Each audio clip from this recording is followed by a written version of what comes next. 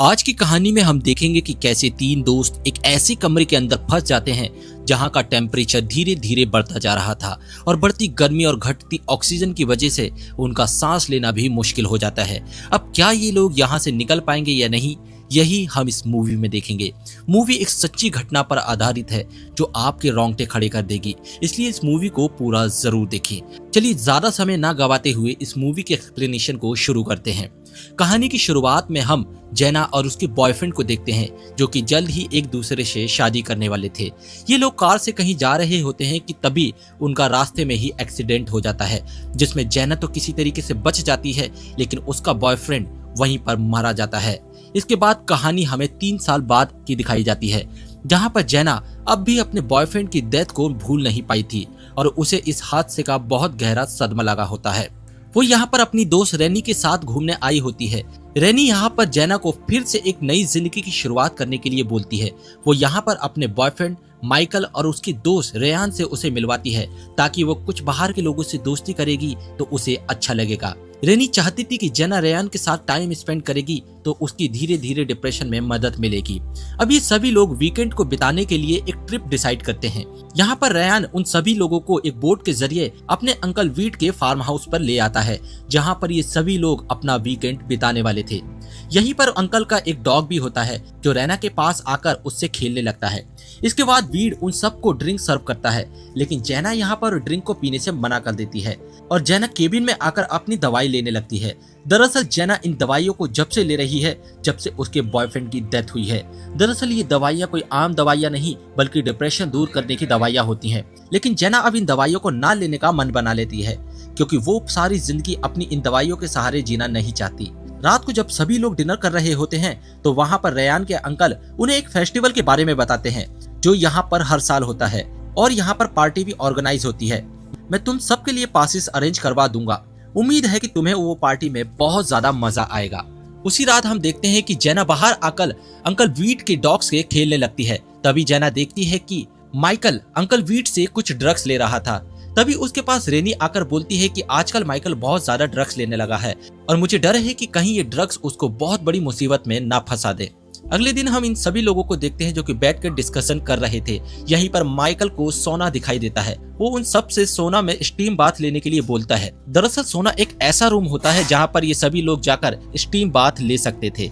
यहाँ पर जेना कुछ अजीब सा बिहेव करने लगती है। तभी रेनी समझ जाती है कि उसे इन सब चीजों से अनकंफर्टेबल फील हो रहा है। अब रेनी जेना की बहुत अच्छी दोस्त होती है, इसीलिए वो उसके पास आकर बोलती है अगर तुम्हें सोना के अंदर नहीं जाना है तो तुम पार्टी के अंदर जा सकती हो, तुम्हारे ऊपर किसी भी प्रकार का दबाव नहीं है। लेकिन जेना कहती है कि मुझे कोई दिक्कत नहीं है, इनफैक्ट मुझे तो और ज्यादा मजा आएगा। अब जेना सोना में जाने से पहले अपने बॉयफ्रेंड का दिया हुआ लास्ट लॉकेट भी निकाल देती है। इससे हमें पता चलता है कि जेना धीरे धीरे अपने बॉयफ्रेंड की यादों से उभर रही है। अब सभी सोना में आ जाते हैं। यहाँ पर इन्हें काफी अच्छा लग रहा था, जहाँ पर इन्हें बहुत अच्छा महसूस होता है। अभी सभी लोग एंजॉय कर रहे थे, जहाँ पर जेना कुछ पानी की बोतलें भी लेकर आई थी। यहाँ पर रेयान बताता है कि इसको मेरे अंकल ने अपने हाथों से खुद बनाया था और इसे बनाने में उन्हें काफी मेहनत लगी थी। जब इन सभी को काफी गर्मी लगने लगती है तो ये लोग डिसाइड करते हैं कि क्यों ना एक बार झील में नहा लिया जाए और सभी लोग झील में नहाकर वापस सोना में आ जाते हैं और ये बार बार इसी प्रोसेस को रिपीट करते हैं क्योंकि ऐसा करने में इन सभी को बहुत ज्यादा मजा आ रहा था। यहाँ पर हम देखते हैं कि माइकल ने बहुत ज्यादा शराब पी रखी थी और वो नशे में आ जाता है, जिसके बाद वो अपने होश खो बैठता है और वो यहाँ पर आकर रेनी के साथ कमरे में सोने की जिद करता है और उसके साथ इंटीमेट होने की इच्छा जाहिर करता है। लेकिन रेनी को ये सब कुछ अच्छा नहीं लग रहा था। रेनी कहती है कि मुझे तुम्हारे नशे की आदत बिल्कुल भी पसंद नहीं है, अगर तुम्हें हमारा रिश्ता बरकरार रखना है तो तुम्हें ये नशे की आदत को छोड़ना होगा। जिसके बाद हम देखते हैं कि माइकल गुस्से में वहाँ से निकल जाता है। अब जब ये सभी लोग अंदर बैठे थे तभी उन्हें वहाँ पर कुछ आवाज आती है, मानो जैसे कि कुछ गिरा हो। तभी रेनी बोलती है कि शायद माइकल ही गिरा होगा, आजकल वो बहुत ज्यादा नशा करने लगा है। तो रेनी एक बार अपने बॉयफ्रेंड को देखने के लिए बाहर का दरवाजा खोलती है, लेकिन जैसे ही उसने दरवाजा खोला वो दरवाजा नहीं खुलता है, जिसकी वजह से वो परेशान हो जाती है। अब एक एक कर सभी लोग दरवाजा खोलने की कोशिश करते हैं लेकिन वो दरवाजा नहीं खुलता। तभी रेनी यहाँ पर एक चम्मच को उठाकर उस दरवाजे के शीशे पर मारने लगती है, लेकिन शीशा बहुत ज्यादा मजबूत होता है जिससे कोई भी फर्क नहीं पड़ता। अब इन लोगों को समझ में नहीं आता है कि ये यहाँ से बाहर कैसे निकले, क्योंकि धीरे धीरे इस रूम का टेम्परेचर इतना ज्यादा बढ़ता जा रहा था जो कि उनके लिए सहना बहुत ज्यादा मुश्किल हो रहा था। अब टेम्परेचर बढ़ने की वजह से वहां पर ऑक्सीजन लेवल भी घटता जा रहा था। तभी रेनी की निगाह एक डिवाइस पर जाती है और वो कहती है कि ये डिवाइस किस चीज का है। शायद हमें इस डिवाइस को तोड़ देना चाहिए, जिसकी वजह से यहाँ का टेम्परेचर कम हो जाएगा। लेकिन रेयान ऐसा करने से मना कर देता है। वो कहता है कि ये डिवाइस, हो सकता है कि इस डिवाइस को तोड़ने के बाद यहाँ का टेम्परेचर और ज्यादा बढ़ जाए और हमारी मुसीबत और ज्यादा बढ़ सकती है। तभी रेयान के दिमाग में एक आइडिया आता है। वो उस लकड़ी के चम्मच से एक कोयले का लकड़ी के चम्मच से उस चिमनी से एक गर्म कोयले को निकालकर एक पानी में डाल देता है ताकि वो ठंडा हो जाए और उस पत्थर से वो उस शीशे को तोड़ सके। अब जैसे ही पत्थर ठंडा हुआ वो उसे उठाकर शीशे पर जोर जोर से मारने लगता है, लेकिन शीशा इतना ज्यादा मजबूत होता है कि वो पत्थर से भी नहीं टूटता।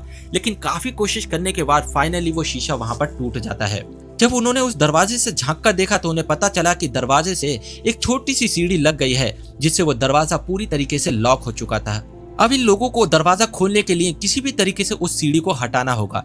इसीलिए रेयान एक कपड़े में उस पत्थर को बांधकर उस सीढ़ी में फंसाकर उसे हटाना चाहता था, लेकिन काफी कोशिश करने के बाद भी वो सीढ़ी वहां से नहीं हटती। तो वो इस शीशे के थ्रू ताजा हवा को लेना शुरू कर देते हैं, क्योंकि अंदर ऑक्सीजन का लेवल बहुत ज्यादा घट चुका था। शीशा टूटने के बाद फाइनली उन्हें थोड़ी थोड़ी सी राहत महसूस होती है, लेकिन टेम्परेचर इतना ज्यादा हो गया था कि अब उनका वहां पर रुकना बहुत ज्यादा इम्पॉसिबल हो रहा था। तभी यहाँ पर रेयान सोचता है कि क्यों ना मैं इस बल्ब को फ्यूज कर दूं, जिसकी वजह से एक इलेक्ट्रिकल शॉर्ट होगा और पूरे घर की लाइट चली जाएगी, जिसके बाद ये हीटर भी बंद हो जाएगा और यहाँ के टेम्परेचर को मेंटेन कर सकते हैं। इसलिए वो एक चम्मच को उठाकर उस बल्ब को तोड़ने के लिए जाता है, लेकिन जैसे ही उसने उस बल्ब को तोड़ने की कोशिश की, बल्ब तो फ्यूज हो जाता है, लेकिन उसे बहुत तेज का झटका लगता है। अब ये सब देखकर जेना और रेनी बहुत ज्यादा डर जाती हैं। इधर हम रेयान के अंकल को देखते हैं जो कि फेस्टिवल की तैयारियां कर रहे थे और अपने डॉग के साथ वहीं पर घूम रहे थे। तभी यहाँ पर उन्हें अंकल के डॉग की आवाज सुनाई देती है, जिसके बाद उन्हें लगता है कि शायद अंकल आसपास ही होंगे, इसलिए वो जोर जोर से मदद की आवाज लगाने लगते हैं। लेकिन जैसे ही वो चिल्लाना शुरू करते हैं कि तभी वहां पर आतिशबाजी शुरू हो जाती है और उसी के शोर में अंकल उनकी आवाज को नहीं सुन पाते हैं। ये सुनकर इन लोगों की एक आखिरी उम्मीद भी टूट जाती है। लेकिन तभी उनका डॉग भागकर अंकल के पास आ जाता है और वो उन्हें बताने की कोशिश करता है कि कुछ लोग मुसीबत में हैं, लेकिन यहाँ पर अंकल उसका इशारा नहीं समझ पाते हैं और वो उसे इग्नोर करके आगे बढ़ने लगते हैं। इधर हम माइकल को देखते हैं जो कि नशे की हालत में उठकर अब वापस बाहर आ जाता है। उसे पूछते हैं कि पार्टी कैसी रही, तो वो कहता है कि मैं तो पार्टी में गया ही नहीं। दरअसल मैंने बहुत ज्यादा नशा कर लिया था, जिसके बाद मैं यहीं पर सो गया था। शायद मेरे दोस्त पार्टी के अंदर चले गए हैं। यहाँ पर अंकल कहते हैं कि कोई बात नहीं, चलो तुम मेरे साथ चलो, मैं तुम्हें आज एक ऐसी चीज का एक्सपीरियंस कराऊंगा जिसके बाद तुम्हें बहुत मजा आएगा। जहाँ पर ये बहुत ज्यादा शराब और कुछ ड्रग्स ले लेते हैं और वो फाइनली फिर एक बार सो जाता है। इधर हम सोना में देखते हैं कि अब पीने का पानी भी खत्म हो चुका था और डिहाइड्रेशन की वजह से उनकी हालत धीरे धीरे और भी ज्यादा खराब हो रही थी। इसलिए रेनी फिर एक बार उस डिवाइस को देखती है और वो उसे तोड़ने का फैसला कर लेती है। वो सोचती है कि शायद इस डिवाइस को तोड़ने के बाद शायद यहाँ का टेम्परेचर कंट्रोल हो सके, लेकिन यहाँ पर जेना उसे फिर से रोकने की कोशिश करती है। वो कहती है कि हो सकता है इससे हमारी मुसीबत और ज्यादा बढ़ जाए, लेकिन इस बार रेनी ने पक्का डिसाइड कर लिया था। जब जेना उसे ज्यादा रोकने की कोशिश करती है तो वो उसके सर पर पत्थर मारकर उसे वहीं पर बेहोश कर देती है, जिसके बाद रेनी को भी बहुत ज्यादा अफसोस होता है कि उसने अपनी सबसे प्रिय दोस्त को चोट पहुंचाई है और वो गुस्से में उस डिवाइस को तोड़ देती है। टूटने के बाद वही हुआ जिसका उन्हें सबसे ज्यादा डर था। कमरे का तापमान और ज्यादा बढ़ने लगता है। इधर इन दोनों की हालत अब और ज्यादा खराब होने लगती है। रेयान पागलों जैसी हरकतें करने लगता है। जेना रेयान की हालत देखकर बहुत ज्यादा घबरा जाती है और उसे समझ में नहीं आता है कि इसे क्या हो गया है। वो गुस्से में उन पत्थरों को अलग अलग करने लगता है और उसके ऊपर जोर जोर से वार करने लगता है, जिसकी वजह से हम देखते हैं कि गैस की वजह से वहां पर एक जोरदार धमाका होता है और ये धमाका इतना बड़ा होता है कि वहीं पर रेयान की मौत हो जाती है। लेकिन उस धमाके की वजह से अब रेयान इस धरती पर जिंदा नहीं हो। जेना भागकर तुरंत एक कमरे में आ जाती है और फ्रिज से निकालकर तुरंत पानी पीने लगती है और पानी पीने के बाद वो दवाई खाकर बेड पर बैठ जाती है। तभी उसे एहसास होता है कि उसे रेनी की आवाज आ रही है और थोड़ी देर बाद हमें पता चलता है कि जेना और रेनी अभी तक बाहर नहीं निकले हैं। दरअसल वो ये सब कुछ हेलोजिनेट कर रही थी और उसके साथ ऐसा कुछ नहीं हुआ था। दरअसल डिहाइड्रेशन और हिम्मत टूटने की वजह से उसे ऐसा भ्रम हो रहा था। अब सांस न आने की वजह से हम देखते हैं कि यहाँ पर रेनी की हालत बहुत ज्यादा बिगड़ने लगती है। तभी जेना उसे किसी तरीके से उठाकर उस छोटे से होल के पास ले आती है ताकि उसे ताजा हवा मिल सके और वो कुछ और देर जिंदा रह सके, और खुद आकर उस गैस पाइप में एक चम्मच को घूंस देती है जिससे कि उस कमरे का टेम्परेचर कंट्रोल किया जा सके। और कमजोरी की वजह से वो खुद भी वहीं पर बेहोश हो जाती है।